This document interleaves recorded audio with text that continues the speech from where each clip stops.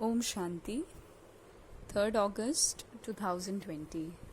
तो आज बाप दादा की जो साकार मुरली है उसका प्रश्न है कि सर्विस में उछल न आने का कारण क्या है और किस विघ्न के कारण उछल नहीं आती है। उछल मतलब वो एक्साइटमेंट, वो खुशी अंदर से कि हाँ, सर्विस यानी सेवा, कोई भी कार्य कर रहे हैं, चाहे बोल भी रहे हैं, साथ मतलब किसी के साथ नॉर्मल कॉन्वर्सेशन भी क्यों नहीं कर रहे हैं, है ना, अपना प्रोफेशन में ही क्यों नहीं है, किसी को बाबा का परिचय ही क्यों ना दे रहे हैं, एक नॉर्मल सी चीज़ रिकॉर्डिंग ही क्यों नहीं कर रहे हैं, लेकिन अंदर से वो स्पार्क, वो खुशी, वो एक्साइटमेंट नहीं आने का कारण क्या है।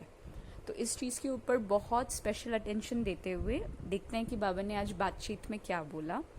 और आज का गीत है हम लोगों के लिए स्पेसिफिकली कि जाग सजनिया जाग, है ना, नवयुग आया कि आया, जो नया युग है, नई सेंचुरी है, एक नई मान्यता वाली दुनिया है, नए बिलीव सिस्टम्स हैं।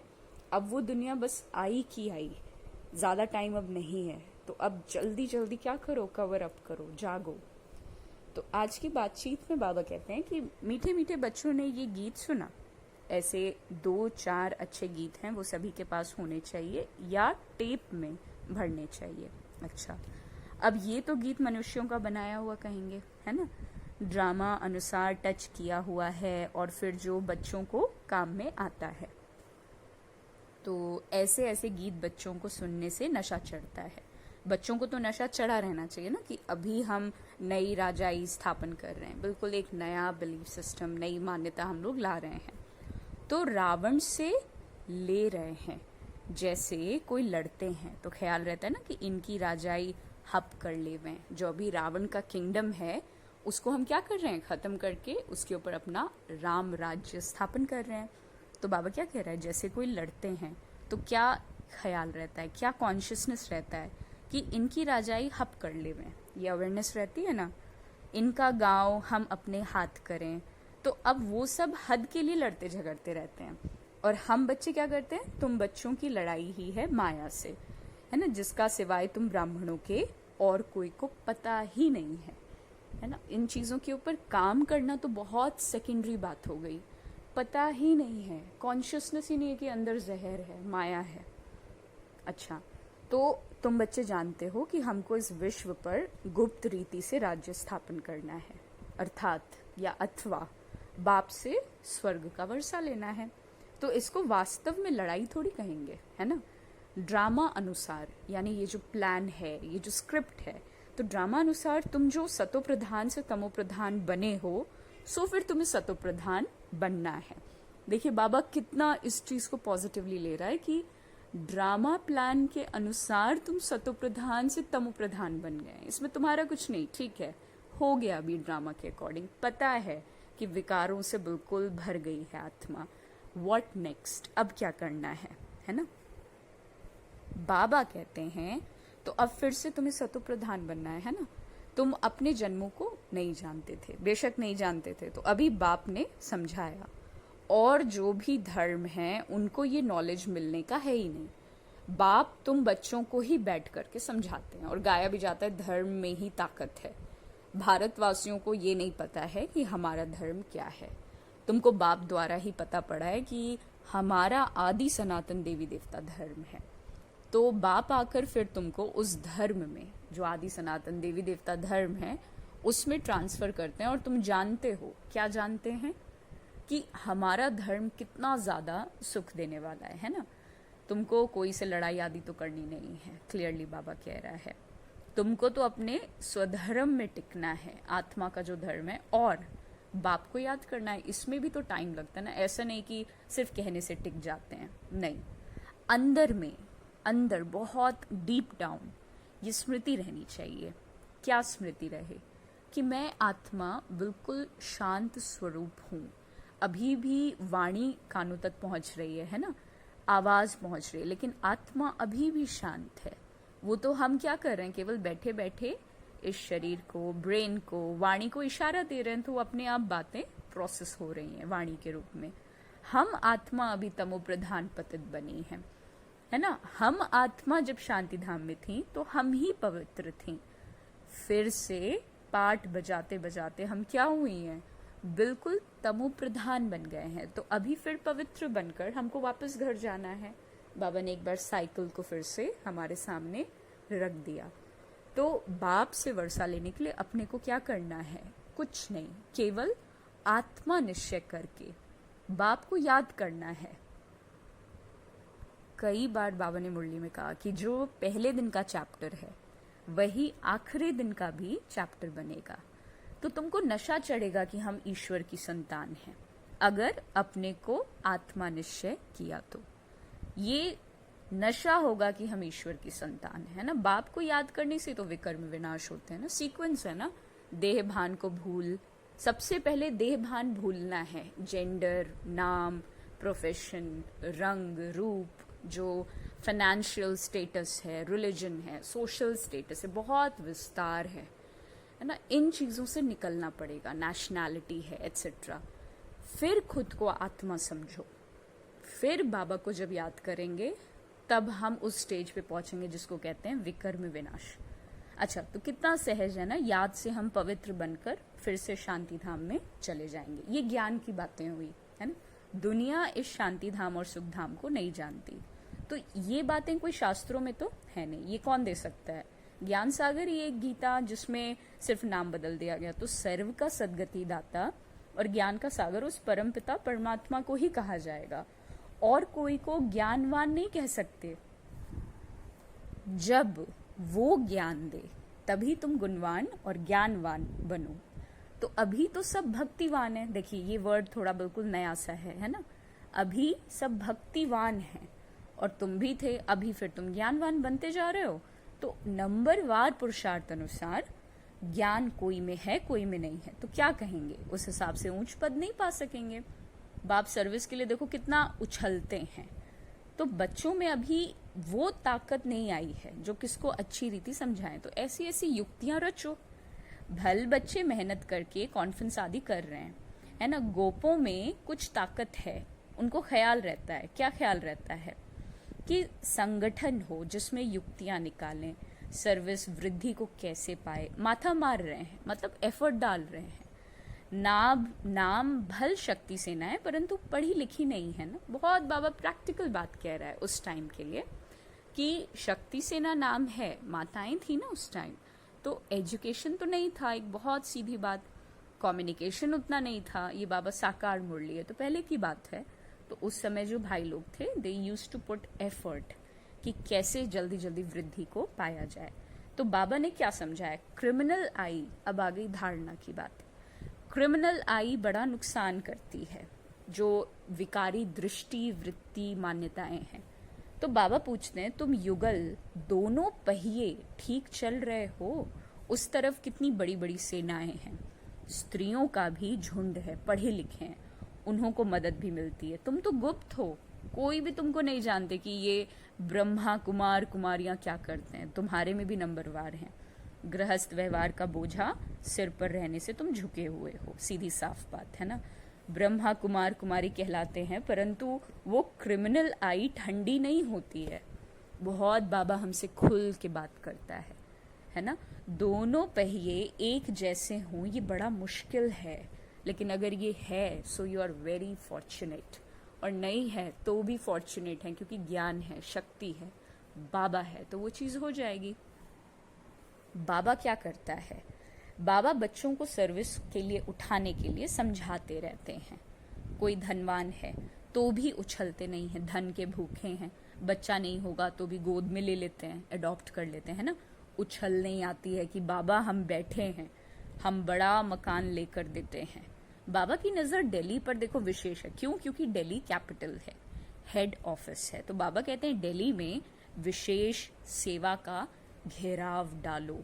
कोई को समझाने के लिए अंदर घुसना चाहिए। गाया भी हुआ है कि पांडवों को कौरवों से 3 पैर पृथ्वी के भी नहीं मिलते थे। तो ये कौरव अक्षर तो गीता का है ना, और भगवान ने आकर राजयोग सिखाया तो उसका नाम गीता रखा, परंतु गीता के भगवान को भूल गए, है ना। इसलिए बाबा घड़ी घड़ी क्या कहता है, मुख्य इस पॉइंट को उठाना है। क्योंकि कृष्ण ने गीता अगर गाई तो कृष्ण देहधारी है, फिर आत्मा का कंसेप्ट अंतर आत्मा में नहीं बैठा। ज्ञान देने वाले के पास जब स्वरूप शरीर के ऊपर जा रहा है, कृष्ण बोलते ही मोर पंख और वो पीताम्बरी वस्त्र माखन आदि आदि याद आता है, आत्मा परमात्मा तो याद नहीं आता ना। तो आगे बाबा कहते थे बनारस के विद्युत मंडली वालों को समझाओ, पहले की बात है। तो बाबा युक्तियां बतलाते रहते हैं, फिर अच्छी रीति कोशिश करनी है। बाप बार बार समझाते हैं, नंबर 1 दिल्ली में युक्ति रचो, संगठन में भी देखो ये विचार करो, मूल बात कि बड़ा मेला आदि दिल्ली में हम कैसे करें। वो लोग तो दिल्ली में बहुत ही भूख हड़ताल आदि करते रहते हैं और अभी काफी विस्तार हो चुका है ना दिल्ली में। तुम तो ऐसा कोई काम नहीं करते हो, लड़ना झगड़ना कुछ नहीं है, तुम तो सिर्फ सोए हुए को जगाते हो। दिल्ली वालों को ही मेहनत करनी है और तुम तो जानते हो कि हम ब्रह्मांड के भी मालिक, फिर कल पहले मुआफिक सृष्टि के भी मालिक बनेंगे, तो ये पक्का जरूर है। विश्व का मालिक बनना ही है, तो अभी तुमको 3 पैर पृथ्वी के भी कैपिटल में ही चाहिए, जो वहां ज्ञान के गोले छोड़े जाएं। नशा चाहिए ना, तो जैसे बड़ों का आवाज चाहिए। इस समय भारत तो सारा गरीब है, गरीबों की सेवा करने के लिए बाप आते हैं, तो दिल्ली में तो बहुत अच्छी सर्विस होनी चाहिए। देखो बाबा इशारा देते रहते हैं, दिल्ली वाले समझते हैं बाबा हमारा अटेंशन खिंचवाते हैं। आपस में शीर खंड होना चाहिए, है ना, मिल्क एंड शुगर, मिठास होनी चाहिए, हेल्थ भी है मिठास भी है ना। अपना पांडवों का किला तो बनाओ, दिल्ली में ही बनाना पड़ेगा ना, इसमें दिमाग बड़ा अच्छा चाहिए, बहुत कुछ कर सकते हो। वो लोग गाते तो बहुत हैं कि भारत हमारा देश है, हम ऐसे करेंगे, परंतु खुद में कुछ भी दम नहीं है, सिवाय फॉरेन की मदद से वो उठ नहीं सके। तुमको तो देखो बहुत मदद मिल रही है बेहद के बाप से, इतनी मदद कोई नहीं दे सकता। तो अब जल्दी से किला बनाओ। तुम बच्चों को बाप विश्व की बादशाही देते हैं, तो हौसला बहुत चाहिए।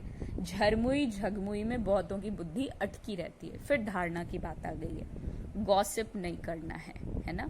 बंधनों की आफत है माताओं पर, मेल्स पर कोई बंधन नहीं है। माताओं को अबला कहा जाता है ना, पुरुष तो बलवान होते हैं, पुरुष शादी करते हैं तो उनको बल दिया जाता है कि तुम ही गुरु ईश्वर सब कुछ हो, है ना।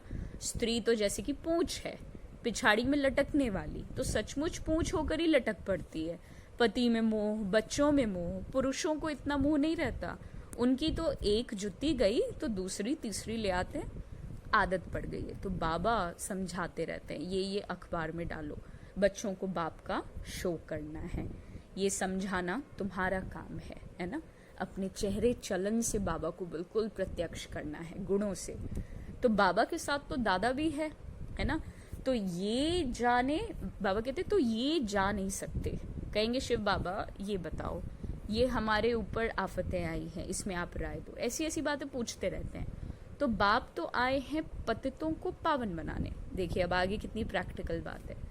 बाप कहते हैं तुम बच्चों को सब नॉलेज मिलती है, कोशिश करके आपस में मिलकर राय करो। तुम बच्चों को अभी विहंग मार्ग की सेवा का तमाशा दिखाना चाहिए।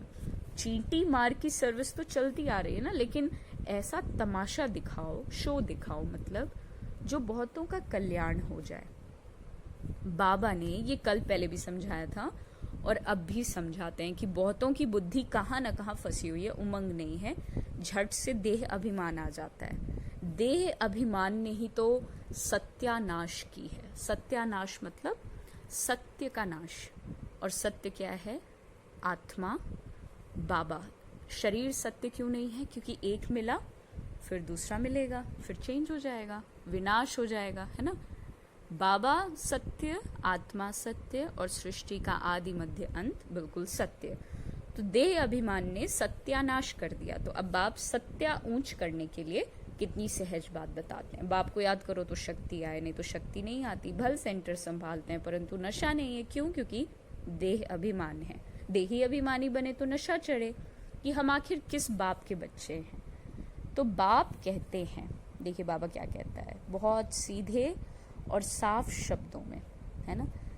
बाबा कहता है कि ज्ञान की तलवार तो है, लेकिन कई बच्चों में योग का जौहर नहीं है। तो जितना तुम देही अभिमानी होंगे उतना बल आएगा। आधा कल्प का देह अभिमान का नशा है तो देही अभिमानी बनने में मेहनत लगती है। ऐसे नहीं, बाबा ज्ञान का सागर है, हमने भी ज्ञान उठाया है, बहुतों को समझाते, परंतु याद का जौहर भी चाहिए। ज्ञान की तलवार है लेकिन याद की यात्रा चाहिए, दोनों अलग अलग चीजें हैं। ज्ञान में याद की यात्रा का जौहर चाहिए, वो नहीं है तो काठ की तलवार हो जाती है, लकड़ी की तलवार है ना। सिख लोग तलवार का कितना मान रखते हैं, वो तो हिंसक थी जिससे लड़ाई आदि होती है। वास्तव में गुरु लोग लड़ाई थोड़ी कर सकते हैं, गुरु तो अहिंसक होने चाहिए ना, लड़ाई से थोड़ी सदगति हो सकती है। तुम्हारी तो योग की बात है, याद से बल बगैर ज्ञान तलवार किसी काम की नहीं है। क्रिमिनल आई बड़ा नुकसान करने वाली है, आत्मा कानों से सुनती है। बाप कहते हैं तुम याद में मस्त रहो तो सर्विस बढ़ती जाएगी। कभी कभी कहते हैं बाबा संबंधी सुनते नहीं, बाबा कहते हैं याद की यात्रा में कच्चे हो इसलिए ज्ञान तलवार काम नहीं करती, याद की मेहनत करो, ये गुप्त मेहनत है ना बच्चे। तो मुरली चलाना तो प्रत्यक्ष है ना, याद ही गुप्त मेहनत है जिससे शक्ति मिलती है। ज्ञान से देखो शक्ति नहीं मिल सकती है ना, ज्ञान है ही योग के लिए, समझ मिली ही याद के लिए है। तो तुम पतित से पावन याद के बल से बनते हो और कमाई ही पुरुषार्थ करना है, कमाई का ही हमें पुरुषार्थ करना है। तो बच्चों को जब याद एक रस रहती है, अवस्था अच्छी रहती है तो बड़ी खुशी होती है। जब याद ठीक नहीं तो किसी ना किसी बात में गुटखा खाते हैं तो खुशी गायब हो जाती है। क्या स्टूडेंट को टीचर की याद नहीं पड़ती होगी? यहाँ तो घर में रहते सब कुछ करते, टीचर को याद करना है तो इस टीचर से बहुत बहुत ऊंच पद मिलता है, गृहस्थ व्यवहार में भी रहना है। टीचर की याद रहे तो भी बाप और गुरु जरूर याद आएंगे, तो कितने प्रकार से समझाते रहते हैं, परंतु घर में फिर धन दौलत बाल बच्चे आदि देखकर भूल जाता है। समझाते तो देखो बहुत हैं, तुमको रूहानी सेवा करनी चाहिए आदि आदि, है ना। बाबा क्या कहता है कि बाप ऊंचते ऊंच है, बाप की सेवा ऊंचते ऊंच है, मनसा वाचा कर्मणा, ये सारी बातें बाबा बताता रहता है। मुख से भी ज्ञान की बातें सुना सकते हो। देखो किसी को दुख नहीं देना, कोई अकर्तव्य नहीं करना, ये धारणा की बात आ गई। पहली बात, अल्फ ना समझने से और कुछ भी नहीं समझ आएगा, पहले अल्फ पक्का कराओ तभी आगे बढ़ना चाहिए। शिव बाबा राजयोग सिखलाकर विश्व का मालिक बनाते तो इस छीछी दुनिया में माया का शो बहुत है। देखो कितना फैशन है, छीछी दुनिया से नफरत आनी चाहिए, फेक है ना, आर्टिफिशियल है। एक बाप को याद करने से तुम्हारे विकर्म विनाश होंगे, तो पवित्र बन जाएंगे और टाइम वेस्ट नहीं करना, अच्छी रीति धारणा करो। माया दुश्मन बहुतों का अक्ल ही चट कर देती है। कमांडर गफलत करते हैं तो उनको डिसमिस कर दिया जाता है ना, खुद कमांडर को भी लज्जा आती है फिर रिजाइन भी दे देते हैं। यहाँ भी ऐसा है, अच्छे अच्छे कमांडर्स काफी फां हो जाते हैं, गायब हो जाते हैं। अच्छा, तो मीठे मीठे से की लधे बच्चों प्रति मात पिता बाप दादा का याद प्यार और गुड मॉर्निंग। रूहानी बाप की हम रूहानी बच्चों को नमस्ते। हम रूहानी बच्चों की रूहानी बाप दादा को याद प्यार गुड मॉर्निंग और नमस्ते नमस्ते। अच्छा, तो जो बाबा ने प्रश्न पूछा था है ना कि वो एक्साइटमेंट, वो उछल नहीं आने का कारण क्या है? सबसे बड़ा विघ्न क्रिमिनल आई है, जो पुरानी मान्यता है, शरीर को देखना, विकार में जाना, काम की वासना आना। ये बीमारी सर्विस में उछलने नहीं देती, बहुत बड़ी बीमारी है। अगर क्रिमिनल आई ठंडी हमारी नहीं हुई, गृहस्थ व्यवहार में अगर दोनों पहिए ठीक नहीं चले, क्लियरली कह रहा है ना बाबा, तो गृहस्थी का बोझ हो जाएगा, फिर हल्के होकर सर्विस में तुम उछल नहीं सकते हैं। और सार में बाबा कहता, मीठे बच्चे तुम्हें सर्विस की बहुत उछल आनी चाहिए। ज्ञान और योग है तो दूसरों को भी सिखाओ, सर्विस की वृद्धि करो। धारणा के लिए मुख्य सार, सबसे पहले याद की गुप्त मेहनत करनी है, पहली धारणा। याद की मस्ती में रहने से सर्विस तो स्वतः ही बढ़ती रहेगी। दूसरी बात, मनसा वाचा कर्मणा, याद में रहने का पुरुषार्थ करो। ले दे करके बात याद के पहिए पे आई। मुख से ज्ञान की ही बातें सुनाओ। कल भी बाबा ने कहा था कोई फालतू बात नहीं बोलो, है ना। किसको दुख नहीं देना, कोई भी अकर्तव्य कार्य तुम्हें नहीं करना, देही अभिमानी बनने की जरूर मेहनत करनी है। वरदान है सर्व आकर्षणों से मुक्त भव। होगा कैसे? विजयपन के नशे द्वारा सदा हर्षित रहने वाले, सर्व आकर्षण से मुक्त भव। विजय रत्नों का यादगार है कि बाप के गले का हार आज तक पूजा जाता है, तो सदा यही नशा रहे कि हम बाबा के गले का हार विजयी रत्न हैं। ठीक, हम विश्व के मालिक के बालक हैं। बालक सो मालिक, बालक किसके? बाबा के। मालिक किसके? पूरे विश्व के। हमें जो मिला है वो किसी को नहीं मिल सकता। ये नशा और खुशी स्थायी रहे तो किसी भी प्रकार की आकर्षण से तुम परे हो जाएंगे। जो सदा विजयी हैं वो सदा हर्षित हैं। तो एक बात की याद के ही आकर्षण में आकर्षित रहो। और स्लोगन है एक के अंत में खो जाना, अर्थात एकांतवासी बनना। उठते बैठते चलते फिरते दिल की जो रग है, उछल है, कनेक्शन है, वो एक्साइटमेंट है, वो एक ही बात से रिलेटेड है, बाप या बाप की बातें, बाप की सर्विस। ओम शांति।